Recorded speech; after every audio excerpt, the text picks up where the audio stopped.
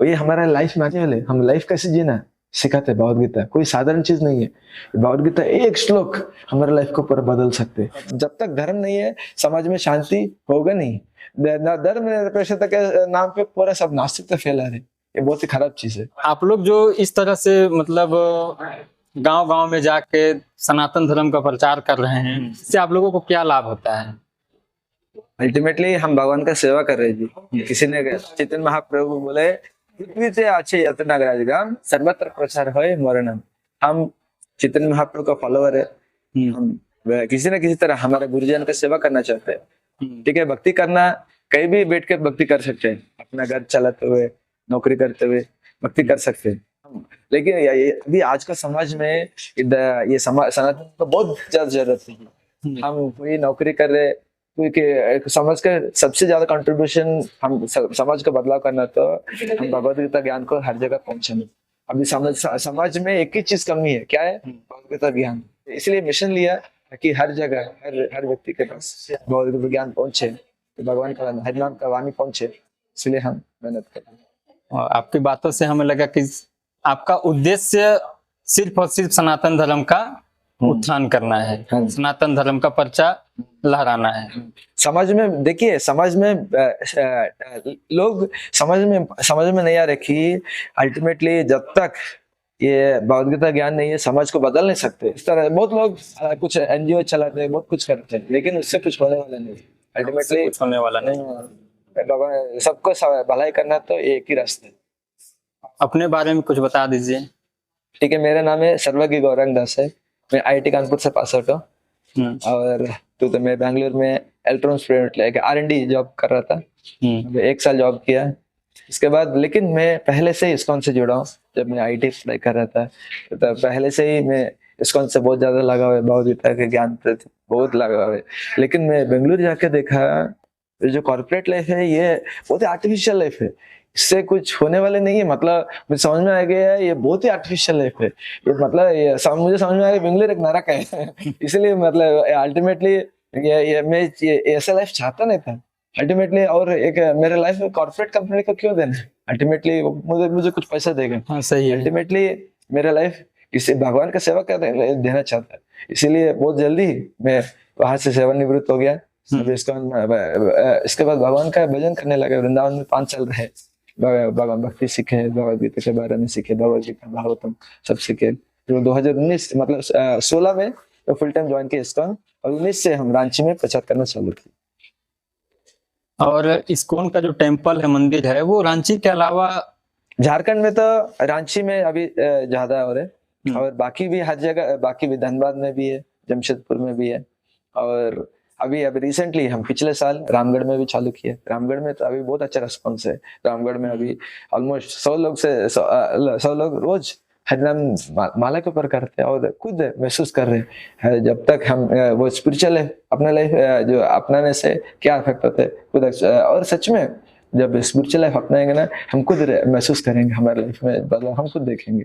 ये कोई आर्टिफिशियल चीज नहीं, कोई अपना चिपका हुआ चीज नहीं है, ये खुद हम पालन करने से, ये साइंस है। साइंस मतलब एक्सपेरिमेंट करने से रिजल्ट मिलेगा। स्पिरिचुअलिटी भी ऐसे ही है, हम पालन करने से रिजल्ट हम खुद देखेंगे। ये तो भारत में हुई, शायद हमें सुनने के लिए ऐसा मिला है कि विदेशों में भी इस्कॉन की संस्थाएं हैं, मंदिर। जी, ये हमारे अल्टीमेटली ये बहुत ही अच्छा प्रश्न पूछे। ये संस्था चालू की है किसने? श्रील प्रभुपाद जी ने। श्रील प्रभुपाद जी ने, ये हमारा ब्रह्म मत गौड़ीय संप्रदाय है।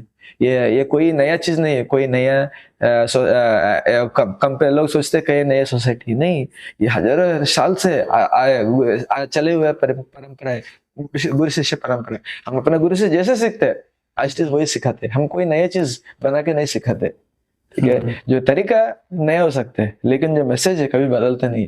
जो हमारे गुरुजन से जैसे सीखे आज लोगों को पहुंचाते हैं।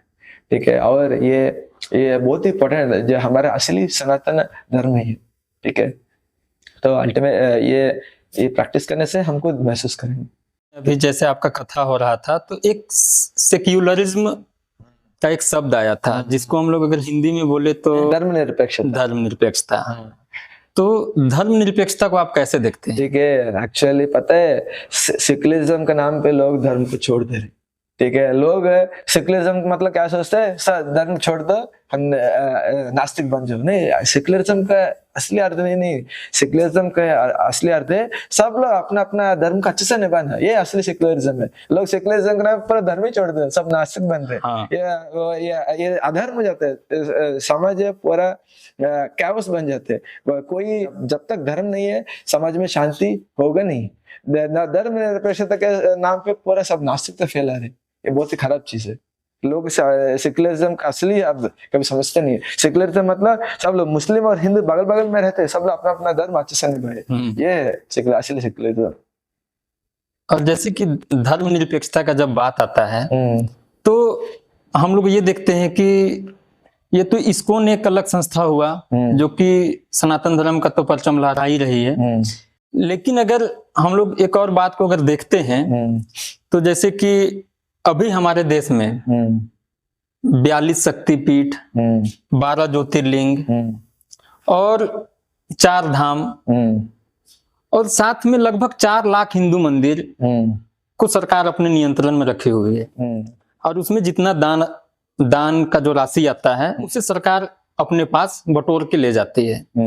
इस संबंध में आपका क्या विचार? ये बहुत ही खराब बात है। देखिए, जो मुस्लिम मस्जिद से कभी सरकार पैसा सरकार जाता है? नहीं जाता। कभी चर्च से पैसा जाता है? नहीं जाता है। लेकिन मंदिरों का पैसा सरकार जाता है, बहुत ही खराब बात है।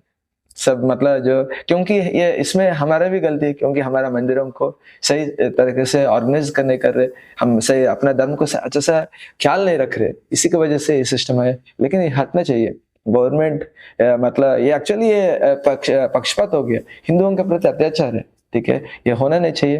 अल्टीमेटली जब धीरे धीरे जब समझेंगे, ये धीरे धीरे खत्म होगा। धीरे धीरे तो खत्म होगा, लेकिन अगर जैसे कि अगर इस्कॉन जैसी अगर बड़ी संस्था अगर अपने स्तर से इस बात को अगर आवाज उठाए, तो अगर हम लोग समाज के लोग जो सनातन धर्म के लोग हैं, अगर हम लोग अपेक्षा करें इस्कॉन जैसी बड़ी संस्था से जो पूरे विश्व लेवल में, लेकिन अल्टीमेटली इससे ज्यादा इम्पोर्टेंट है। ठीक है, आप बोल रहे मंदिर का पैसा बाहर जा रहे, लेकिन ये है बहुत सारे प्रॉब्लम्स है। लेकिन सबसे बड़ा इम्पोर्टेंट प्रॉब्लम है हम खुद अपने धर्म को वैल्यू नहीं कर रहे। जब हमारे धर्म को वैल्यू करेंगे, हम अपने धर्म, हमारा लाइफ में हमारा धर्म का आचरण करेंगे, सब कुछ समाज ऑटोमेटिक सुधरेगा। मेन प्रॉब्लम है हम अपने धर्म को नहीं निभा रहे, ये मेन प्रॉब्लम। सरकार की तरफ से प्रॉब्लम्स है, समाज में बहुत सारे प्रॉब्लम्स है, लेकिन ये सब छोटे छोटे प्रॉब्लम्स है। मेन प्रॉब्लम है अपना धर्म को सही निभा रहे, तो ये भ्रष्टाचार हमेशा होता ही रहेगा। हम मैनेजमेंट तरीके से रोकने के लिए कोशिश कर रहे हैं, लेकिन सब लोग पहले अपने धर्म को अच्छे से निभाने। और इससे पहला प्रश्न पूछे ना, जो पूरा दुनिया में इस्कॉन है, ठीक है, एक्चुअली क्रेडिट पूरा किसका है? श्रील प्रभुपाद जी। श्रील प्रभुपाद जी 70 साल की उम्र में कहाँ गए? अमेरिका गए।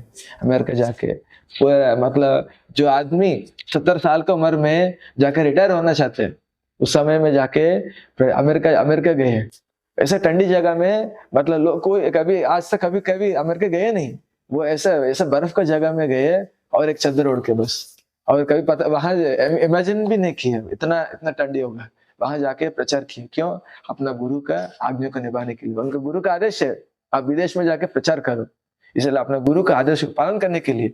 वो एक स्मृति महाराज जी पूछते थे, हे स्वामी जी, आप बुढ़े हो गए, वहां जाके तुरंत मर जाओगे, आप क्यों अभी जाना चाह रहे हो? तो उन्होंने क्या रिप्लाई दिया पता है?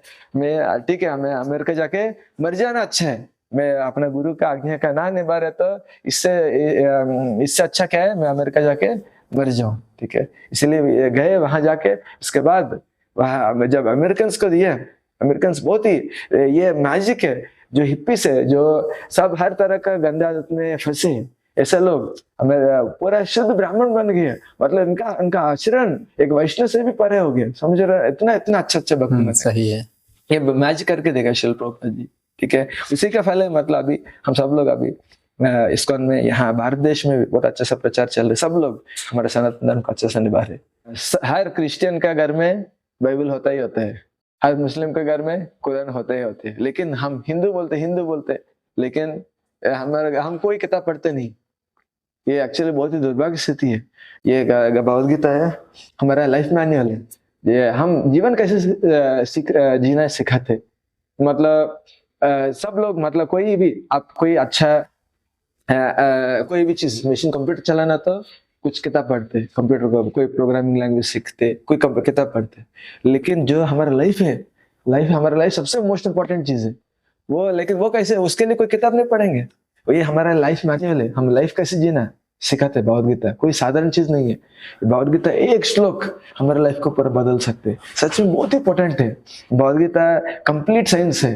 हम हर तरह का ज्ञान है भगवद गीता के अंदर। ये 700 श्लोक है, कंप्लीट है, मतलब कंप्लीट एंड कंसाइज है। मतलब कभी कभी कंप्लीट मतलब बहुत बड़ा किताब हो जाता है, कंप्लीट भी है कंसाइज भी। बहुत कंसाइज में एक व्यक्ति के लिए अपना जीवन अच्छे से निभाने की जो जरूरत है, हर चीज भगवद गीता के अंदर है, भगवद गीता। लेकिन हम हर इतना सारी किताब पढ़ते, फालतू किताब, नॉवेल्स, क्या क्या चीज पढ़ते, हैरी पॉटर, हर तरह का जो फालतू किताब जो जरूरत नहीं है वो सब पढ़ते, लेकिन भगवद गीता नहीं पढ़ते। इसीलिए हम अपना लाइफ में इतना सारे कष्ट क्यों पा रहे, क्योंकि हम अपना लाइफ कैसे जीना पता नहीं। जब आदमी जो भगवद गीता पढ़ेगा वो लाइफ सबसे, वो परफेक्ट आदमी बनेगा और लाइफ परफेक्ट तरीके से जिएगा। इसलिए भगवद गीता पढ़ना सबके पास होना चाहिए, सब लोग। इसलिए आप जहाँ संभव है तुरंत आप वहां जाके तुरंत भगवद गीता खरीदिए। हरे कृष्ण। हरे कृष्णा। और एक चीज है, भगवद गीता एक प्रामाणिक व्यक्ति, ठीक है, भगवद गीता एक प्रामाणिक व्यक्ति से सुनना चाहिए, ठीक है। जो प्रामाणिक ऑथर है, जो भगवद गीता जो अपना लाइफ भगवद गीता के हिसाब से जी रहे, ऐसे व्यक्ति से भगवद गीता सीखना चाहिए। भगवद गीता मतलब हर कोई जो अपना लाइफ भगवद गीता के हिसाब से नहीं जी रहे, उनसे हम कैसे सीख सकते। जो इस्कॉन का जो श्रील प्रभुपाद जी का जो श्रील प्रभुपाद जी है, पूरे दुनिया में राधा कृष्ण का मंदिर स्थापना की, पूरे दुनिया में हजारों लाखों लोग को भक्त बने। ये सबसे दुनिया का सबसे बेस्ट भगवद गीता है, ठीक है। आप जितना आप सपोर्ट तो तुरंत ही भगवद गीता प्राप्त कीजिए और पढ़ना चालू कीजिए। हरे कृष्ण।